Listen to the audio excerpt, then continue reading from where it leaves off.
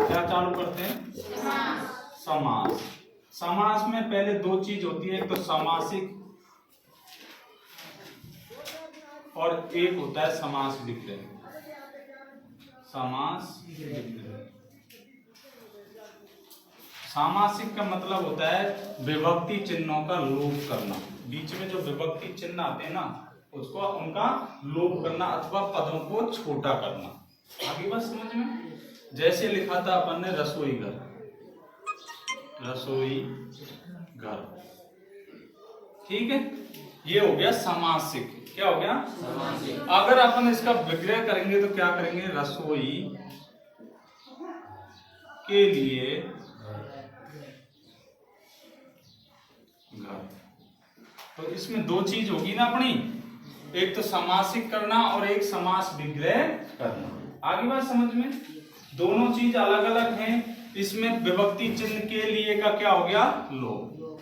क्या हो गया इसमें? और जैसे ही अपन ने समास विग्रह किया उसमें क्या आगे? विभक्ति चिन्ह। आगे बात समझ में? ये होता है समास। क्या होता है? समास की दो चीज होती है, वही संधि की तरह, एक संधि करना और संधि विच्छेद करना। आगे बात समझ में? वही है सामासिक करना और एक समास विग्रह करना। आगे बात समझ में? अब आती है इसकी नंबर की परिभाषा। अब परिभाषा, समास की परिभाषा क्या लिखेंगे? दो, वही है दो, वहां तो अपन क्या लिखते थे? दो या दो से अधिक वर्णों के सार्थक मेल को संधि। आगे बात समझ में? या दो या दो से अधिक क्या आ रहे अपन के शब्द, रसोई और घर आ रहे ना। तो दो या दो से अधिक शब्दों के सार्थक मेल अथवा जुड़ना, आगे बात समझ में, को क्या कहते हैं? समास। आगे बात समझ में? उदाहरण यही है, जैसे रसोई घर और समास विग्रह रसोई के लिए। आगे बात समझ में? परिभाषा क्या है? क्या बोलेंगे? दो या दो से अधिक शब्दों के सार्थक मेल को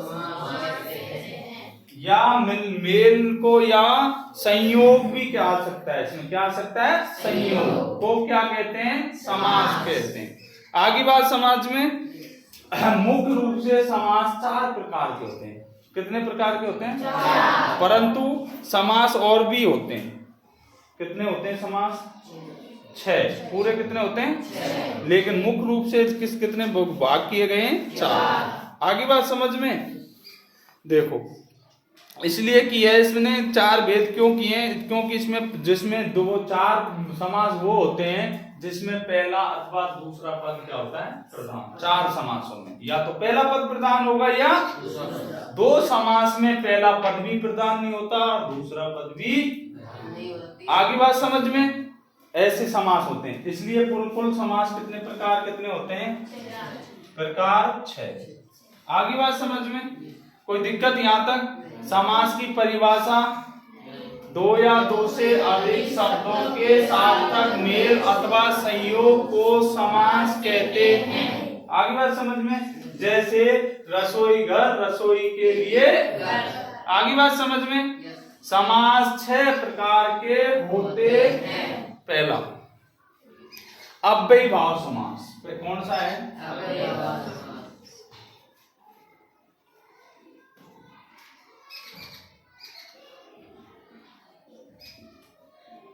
अव्ययी भाव समास। अब अपन को पता है अव्ययी, इसमें पहले अपन को यहीं से ट्रिक बनानी पड़ेगी। अव्ययी का मतलब क्या है? एक शब्द क्या होगा? अव्यय। अव्यय शब्द कौन से होते हैं? जिनके लिंग वचन कारक काल के अनुसार कोई परिवर्तन पढ़ेगा। विकारी अविकारी याद है क्या? जो अविकारी होते हैं वो। आगे बात समझ में? तो अव्यय शब्द कौन से होते हैं? जिनके लिंग वचन कारक काल के अनुसार कोई परिवर्तन नहीं होता। एक शब्द एक पद या तो पहला भी हो सकता है और वो, लेकिन जो अव्यय शब्द होगा, वही क्या होगा? उसके अनुसार ही विभक्ति चिन्हों का प्रयोग किया। आगे बात समझ में? जैसे देखो, इसमें पहला पद क्या होता है? प्रधान होता है। अव्ययीभाव समास में प्रधान कौन सा होता है? पहला प्रथम पद। प्रथम पद प्रधान होता है और क्या होता है? अव्यय शब्द होता है। एक शब्द कौन सा, एक पद कौन सा होगा? अव्यय। कौन सा होगा एक पद? अव्यय शब्द। जैसे यथाशक्ति, यथाशक्ति। अब बताओ इसमें अव्यय शब्द कौन सा है? यथा, यथाशक्ति, यथा भक्ति। यथा मतलब यथा एक ऐसा शब्द है जिसका परिवर्तन कोई स्त्री हो चाहे पुरुष हो, चाहे एक वचन हो चाहे बहुवचन हो। जैसे आगे बात समझ में, जब पूर्व काल की भविष्य की बात हो रही हो, चाहे वर्तमान की हो रही हो, चाहे भूतकाल की बात हो रही, ये यथा हमेशा यथा ही रहेगा। आगे बात समझ में। अब इसका पहला पद प्रधान है, इसलिए इसमें क्या करेंगे? शक्ति के। आगे बात समझ में कि न्यायी शक्ति के अनुसार या शक्ति अनुसार। आगे बात समझ में। दूसरा है यथा समय। यथा देखो समय के साथ भी आ गया, कोई परिवर्तन किया हुआ क्या इसमें? समय के या समय अनुसार। समय अनुसार होता है ना, जैसा समय होगा उसके अनुसार आदमी ढल जाता है, कहते हैं ना अपन।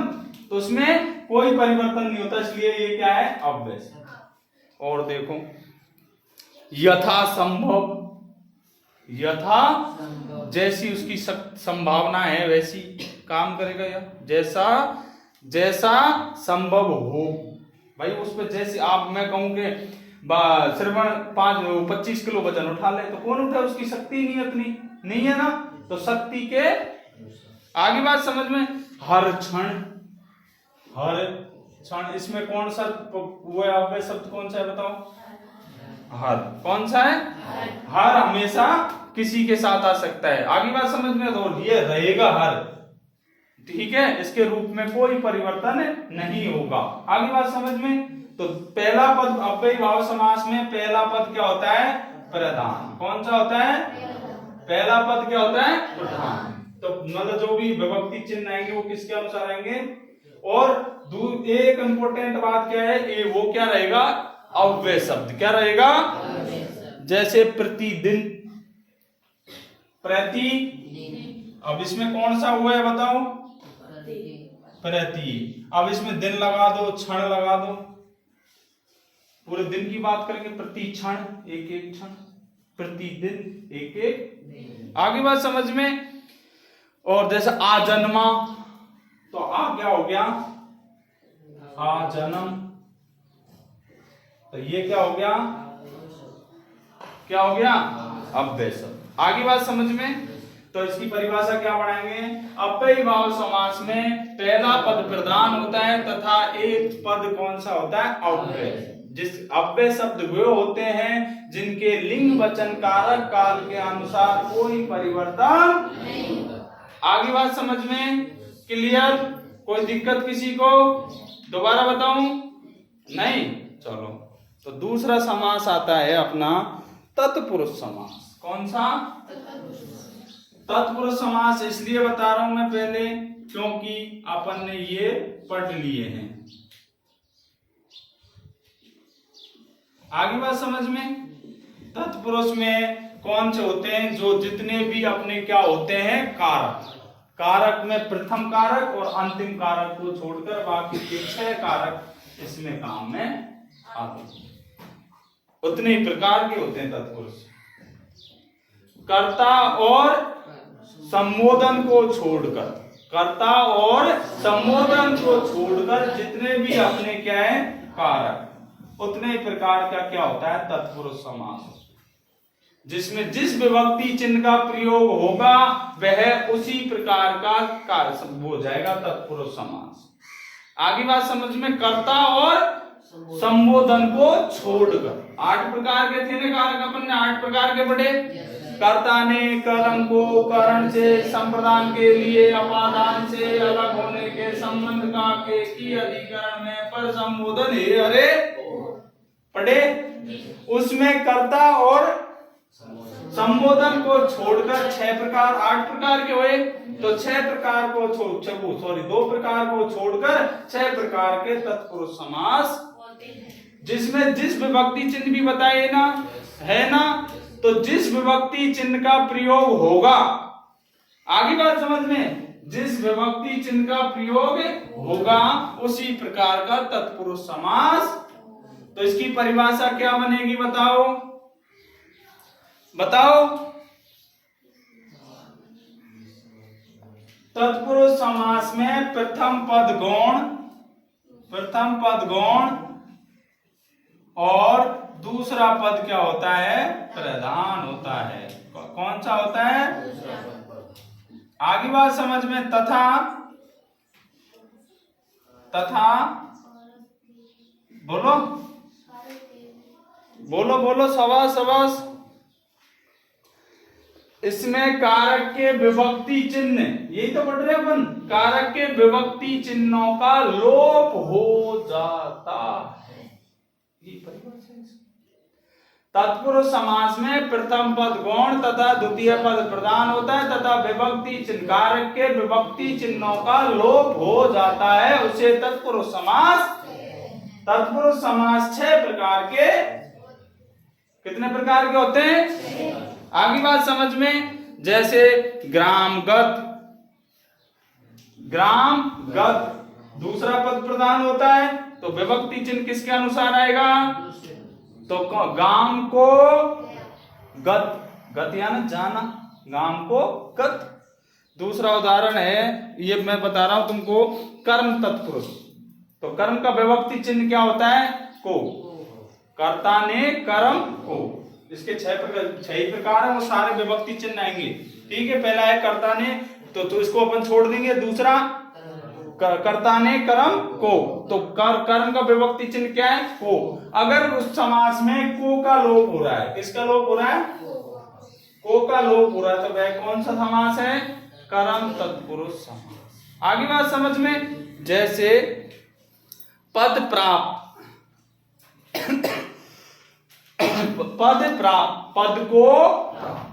पद को सर्वप्रिय, सर्व को। आगे बात समझ में। दूसरा आता है अपना करण तत्पुरुष, कौन सा आता है, करण का विभक्ति चिन्ह क्या होता है, से, कर्ता ने कर्म को करण से निये क्या है, से में एक ही मात्रा भी है आगे, तो ये क्या है, से साथ में, से साथ में भाव कैसा आना चाहिए, चिपकने का, साथ में रहने का, तभी ये कौन सा होगा, कौन सा समास होगा, करण तत्पुरुष समास होगा। कौन सा होगा, करण तत्पुरुष समास होगा। इसका जैसे भावपूर्ण, भाव से, आगे बात समझ में।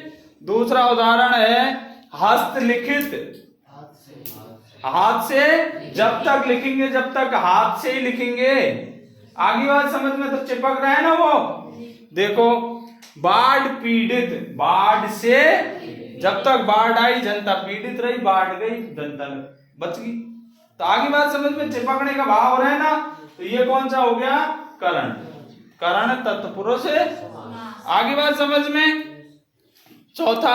तीसरा आता है अपन का संप्रदान। क्या आता है, संप्रदान का विभक्ति चिन्ह क्या होता है, संप्रदान के लिए, मतलब अपन किसी को कोई चीज प्रदान कर रहे हैं, तभी तो ये भाव आएगा, के लिए।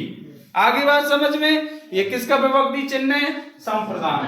किसका है, जैसे उदाहरण है गुरु दक्षिणा, गुरु के लिए, शाबाश, रहा खर्च, गृह खर्च, बाल मृत, बालकों के लिए अमृत, युद्ध भूमि, युद्ध के लिए, विद्यालय, विद्या के लिए आयले, या विद्या के लिए घर, विद्या के लिए आयले। आगे बात समझ में। तो सब क्या किसका प्रदान कर रहे हैं, कुछ न कुछ देने का काम। आगे बात समझ में। तो ये हो गया।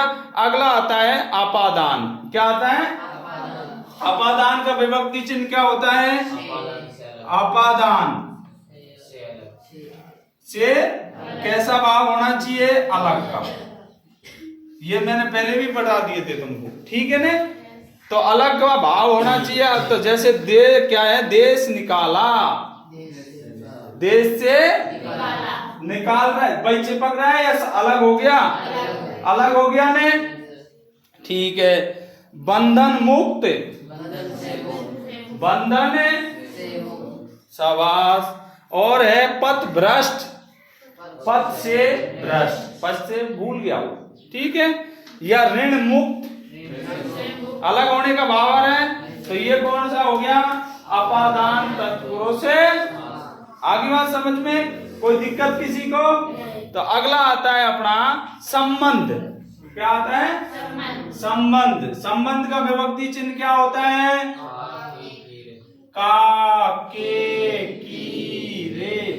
आगे बात समझ में। संबंध मतलब दो संज्ञा अथवा सर्वनामों के बीच का काम तो करते ही है, यही जोड़ने का काम, संबंध बताने का काम, यही तो काम करता है। तो देखो, गंगा जल, गंगा का जल, क्या गंगा से जल, क्या गंगा की जल, तो गंगा का जल, इनमें से कोई सही एक आ सकता है, ठीक है। जैसे नगर सेठ, क्या नगर की सेठ, राजमाता, गलत, राजा की, किसकी माता होती है वो, कि राज्य की माता होती है, वो होती है राजा की माता। किसकी माता होती है, आगे बात, इसलिए अपन उसको क्या कहते हैं, राजमाता, क्योंकि वो राजा की क्या है, राज्य की थोड़ी है वो, राजा की, इसलिए राज्य की होगी वो। आगे बात समझ में। और है जलधारा, जल का धारा, जल की मतदाता, मतदाता है, मत का दाता, जो मत देने का अधिकार रखता है, मत का दाता, के दाता थोड़ी था, मत का दाता होता है। आगे बात समझ में। ये क्या हो गए, संबंध, क्या हो गए। अगला आता है अधिकरण। अधिकरण क्या आता है, और अधिकरण का विभक्ति चिन्ह क्या होते हैं, में अथवा, इनका क्या होता है, या तो वो अंदर है या उसके ऊपर है, ये तो भाव होता है। अधिकरण का मतलब होता है या तो उसके ऊपर है या उसके अंदर है, दो ही चीज का भाव प्रकट करेगा। तो करो इसका, देखो उदाहरण, जलमग्न, जल में मग्न, विभक्ति चिन्ह दो ही है अपने पास, में और पर। जल पर मग्न तो हो नहीं सकता भाई, जल पर मग्न हो रहा है वो, जल में के अंदर हो रहा है कि ऊपर हो रहा है, अंदर हो रहा है। आगे बात समझ में। आप बीती, आप पर बीती का आप में बीती, आप पर, जो बात कोई घटना खुद पर ही तो बीतती है, कि अंदर थोड़ी बीतती है, खुद के ऊपर ही तो बीतती है, कि भाई मैंने घना ही दुख सहन करे होते, या मेरा एक्सीडेंट हुआ था, वहां जाते तब गिरते, भाई मुझसे आप बीती है बट गिरते। आगे बात समझ, ऐसे ही कहते हैं ना। देखो, और सिर दर्द, सिर पर दर्द के सिर में दर्द, के सिर पर भी होता है किसी के, नहीं होता ना, नहीं होता, शाबाश। अगला आता है घुड़सवार, घोड़े पर सवार के घोड़े में सवार, घोड़े के अंदर बैठ सकता है कोई, नहीं बैठ सकता ना। तो ये हो गए अपने 6 प्रकार के तत्पुरुष समास। क्लियर है ना, सारे अलग अलग है ना, कोई भेड़ा तो नहीं कर लेगा, अलग अलग है ना सारे, कोई दिक्कत। तो अगला है, इसको साफ, अगला आता है अपना कर्मधारय समास। कौन सा आता है, तीसरा समास है कर्मधारय समास। कौन सा आता है, कर्मधारय का समास, दो लगा दिए, कर्मधारय समास। आगे बात समझ में, देखो सुनो आराम से। इस समास में पहले तथा दूसरे पद में विशेषण विशेष अथवा उपमेय उपमान का संबंध होता है। क्या होता है, कर्मधारय समास में पहले तथा दूसरे पद में विशेषण विशेषण विशेष एवं उपमेय उपमान, उपमेय उपमान, दोनों के बीच में क्या होता है, संबंध होता है। आगे बात समझ में, या तो विशेषण विशेष होंगे या उपमेय उपमान। किसमें? कर्मधारय समास। विशेषण विशेष वह शब्द जो विशेषता बतलाता है, वह शब्द जिसकी विशेषता, उपमेय वह जिसकी उपमा दी जाती है, वह शब्द जिससे उपमा, जिससे विशेषता और उपमा। आगे बात समझ में, ये होते हैं विशेषण विशेष उपमेय उपमान। उपमेय उपमान क्या होता है? चंद्रमुख। अब मुख कैसा है उसका? चंद्रमा के समान। अब हो सके पॉसिबल है? किसी का मुख चंद्रमा के समान पॉसिबल है क्या? नहीं है ना। तो ये क्या है? उपमेय उपमान। विशेषण विशेष में क्या होता है? उसकी विशेषता बतलाई जाती है, जैसे महापुरुष, पुरुषों में क्या है वो? महान। आगे बात समझ में, तो ये दो चीज हैं बस ध्यान रखने की। इसमें क्या लिखेंगे परिभाषा में? कर्मधारय समास में पहला तथा दूसरा पद विशेषण विशेष अथवा उपमेय उपमान का संबंध होता है दोनों सब पदों में। पहला पद और दो पद आते हैं ना अपने समास में, कि चार आते हैं? दो ही आएंगे, पहला पद और दूसरा पद, मतलब दो ही शब्द आ रहे हैं ना। तो दोनों शब्द या तो विशेषण विशेष होंगे या उपमेय उपमान। उपमेय उपमान उपमा दी जाती है, जिससे उपमा दी जाती है, जिसकी उपमा। आगे बात समझ में, और विशेषण जिसकी विशेषता बतलाई जाती है जिस शब्द से।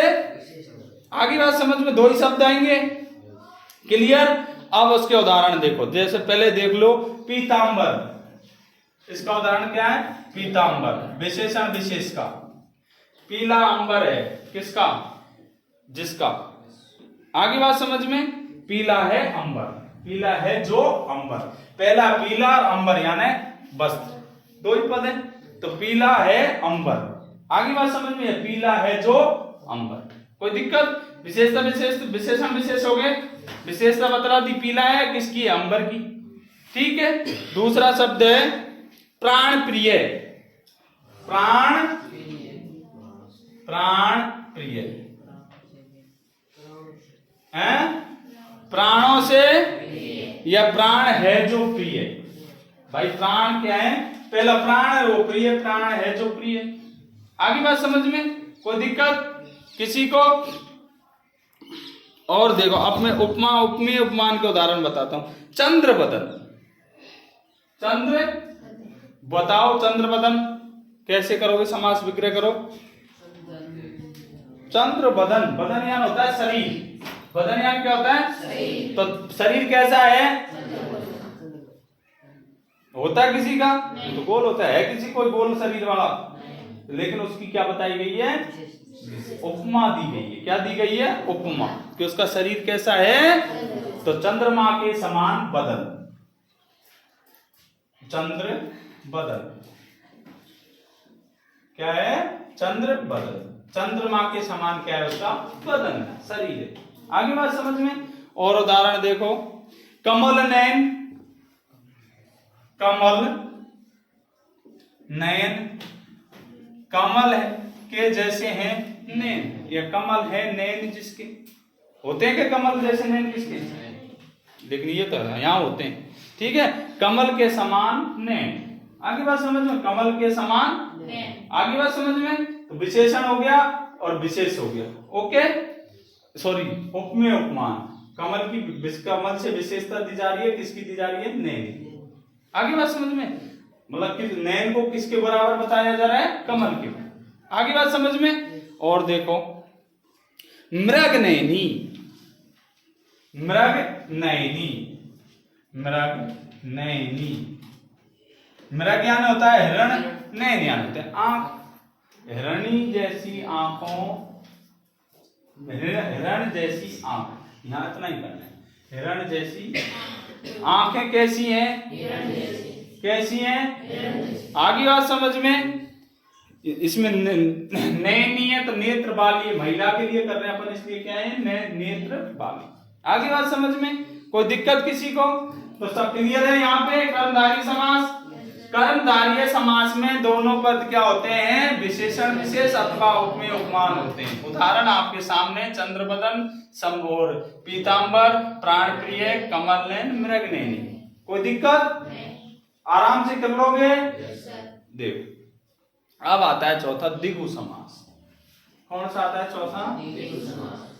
द्विगु समास। अब इसमें क्या होता है देखो, इस समास में पहला पद संख्यावाची अथवा गणना का बोध कराता है तथा दूसरा पद क्या होता है? प्रधान। पहला पद तो इसमें गौण होता है और दूसरा पद क्या होता है? दूसरा पद प्रधान होता है तथा पहला पद क्या होता है? संख्यावाची अथवा गणना का बोध कराता है। किसका बोध कराता है? गणना का। गणना यानी गिनती का, संख्या यानी गिनती, गणना यानी गिनती। आगे बात समझ में, किसका पहला पद क्या होगा? संख्यावाची होगा और दूसरा पद प्रधान होगा। ये कौन सा है? द्विगु समास। कौन सा समास है? देखो अब इसके उदाहरण, यही परिभाषा है। पहले द्विगु समास का पहला दूसरा पद प्रधान होता है तथा प्रथम पद क्या होता है? संख्यावाची अथवा गणना का बोध कराता है, उसे द्विगु समास कहते हैं। जिस समास का दूसरा पद प्रधान होता है तथा प्रथम पद संख्यावाची अथवा गणना का बोध कराता है, उसे द्विगु समास कहते हैं। होगी परिभाषा? कोई दिक्कत किसी बंधु को? तो देखो उदाहरण देखो, नवग्रह। नव पहला पद संख्या का बोध, गणना का बोध करा रहा है, दूसरा पद क्या है? प्रधान है। तो क्या होगा इसका समास विग्रह बताओ? नौ ग्रहों का समूह, क्योंकि ये क्या हो गया? समूह का बोध, गणना या समूह का बोध करा। आगे बात समझ में, ये हमेशा क्या करेगा? समूह का बोध कराएगा। संख्या या पहला पद संख्यावाची होगा, दूसरा पद प्रधान होगा, समूह का बोध कराएगा। संख्या किसका बोध कराएंगी? समूह का। जैसे नवरत्न, नौ रत्नों का, बस समूह समूह जोड़ना है। सप्ताह 7 दिन का समूह, त्रिमूर्ति 3 मूर्तियों का, ठीक है। शताब्दी 100 वर्षों का समूह, सवास्त्रिभुज 5 रात्रो, पक्ष द्वय 2 पक्षों का समूह। इसी ये उसके संस्कृत के लेख, संकल नयन 3 संकल्पों का समूह। आगे नयन नहीं है इसमें, समूह का बोध करें। आगे बात समझ में, तो आगे बात समझ में किसी को कोई दिक्कत? द्विगु समास, दूसरा पद प्रधान होता है, पहला पद संख्यावाची अथवा गणना के समूह का बोध कराते हैं, वो शब्द द्विगु समास है। कोई दिक्कत? देखो अब आता है 5वां द्वंद्व समास। द्वंद्व समास, द्वंद्व समास। द्वंद्व समास में कुछ नहीं है, बस इसमें क्या होता है देखो, इसमें दोनों पद ही समान रूप से प्रधान होते हैं। क्या होते हैं? दोनों पद ही समान रूप से प्रधान होते हैं, ठीक है। तथा इसमें दोनों के बीच, दोनों पद शब्द क्या, दोनों पद क्या होंगे? प्रधान। ये बता दूं ना, दोनों पद क्या होंगे? प्रधान। और दोनों के बीच में क्या होंगे? योजक चिन्ह।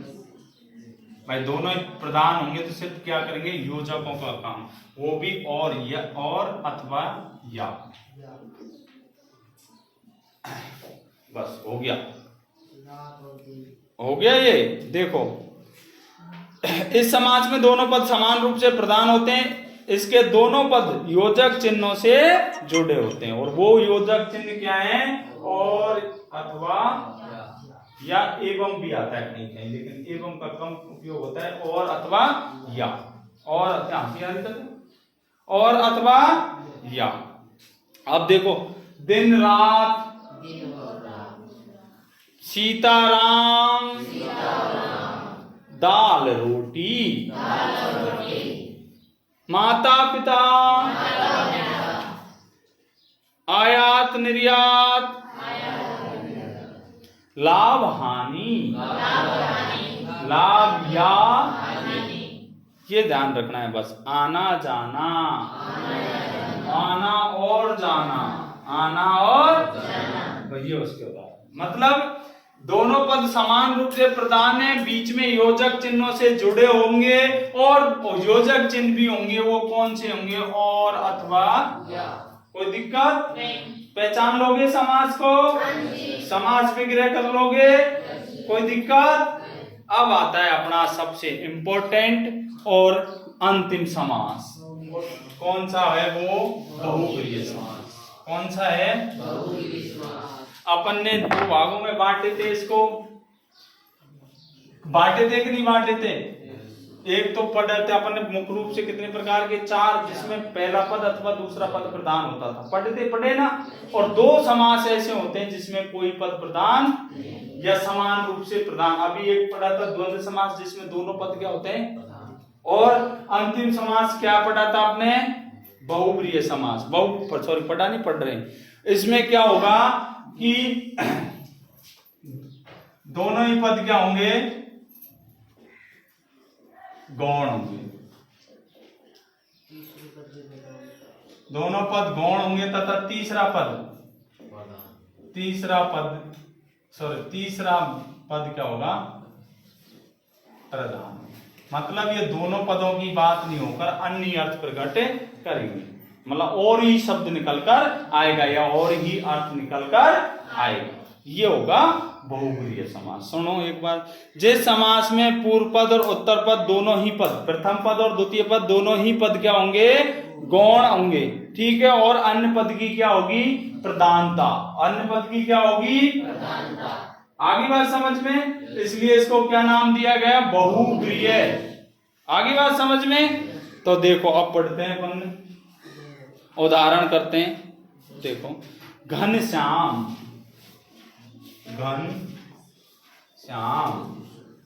करो समास विग्रह। घन जैसा श्याम। श्याम कौन होता है? घन जैसा श्याम कौन है? कौन? कृष्ण। तो कौन निकल के आया? कृष्ण। तो ना तो ये घन निकल के आया ना श्याम निकल के आया, आगे आ गया कृष्ण। कौन निकल के आ गया? तो ये कौन सा पद हो गया? प्रधान। अन्य पद। इसलिए आप कौन सा समास होगा? बहुब्रीहि समास। और देखो, नीलकंठ,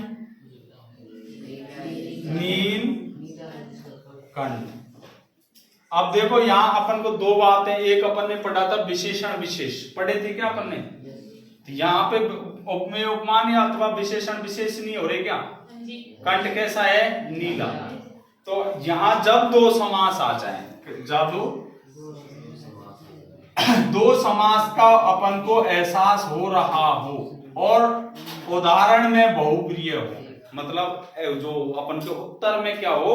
बहुब्रीहि समास हो, तो वहां पर बहुब्रीहि को सही कर। या तो होगा नीला है कंठ जिसका, कौन है? यहां जब संधि समास विग्रह करेंगे तो कैसे करेंगे? नीला है कंठ जिसका से। आगे बात समझ में? बहुब्रीहि है। और नीलकंठ, नीला है कंठ, नीला है या नीला है जो कंठ, तो कौन सा हो जाएगा? कर्मधारय। विशेषण विशेष, कर्मधारय। दोनों अलग अलग हो गए ना? हो गए कि नहीं होए? एक और बताऊं, क्या बोल किसी के मन में आ रहा था? जैसे आ रहा दशानन। 10 है मुख या 10 है जो मुख, संख्या समूह है। 10 है जो मुख या 10 मुख या सिरों का समूह, द्विगु समास। आगे बात समझ में? दोनों है, इसमें दोनों समास हैं। अभी तो कर्मधारय का बताया था, अभी किसका देख रहे हैं अपन? द्विगु समास का। दूसरा पद प्रधान है, सिर, समूह का बोध हो रहा है, 10 सिरों का समूह, द्विगु समास। परंतु 10 सिरों वाला या 10 सिर हैं जिसके रावण, जब कौन सा हो जाएगा? दोनों का विग्रह अलग होगा। अगर विग्रह तुमने ऐसे किया तो उदाहरण ये होगा, और जिसका उत्तर ये होगा। अगर उसका 10 सिरों का समूह कर दिया तो उत्तर तुम्हारा द्विगु समास। कोई दिक्कत? अलग अलग है ना, कोई दिक्कत तो नहीं आ रही। अगला देखो, त्रिलोचन। त्रिलोचन, तीन हैं लोचन जिसके, तीन आंख हैं जिसके, कौन? शिव। त्रिलोचन। और यही उदाहरण अपन का कहां भी चला जाएगा, यहां। तीन आंखों का समूह। आगे बात समझ में, तीन आंख हैं जिसके, शिव, तो हो जाएगा बहुप्रिय। और तीन आंखों का समूह द्विगु समास।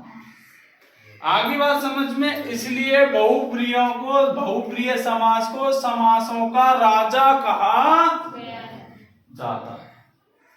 बहुप्रिय समास को समासों का राजा कहा। आगे बात समझ में, राजा क्यों है? अगर तुम्हारे उत्तर में बहुप्रिय और द्विगु दोनों आ गए, क्या आ गए, तो तुमको उत्तर कौन सा करना है? क्योंकि ये समासों का क्या है, और जो समास विग्रह है वो इसी के अनुसार। कोई दिक्कत? तो आज अपने समास हो गए खत्म।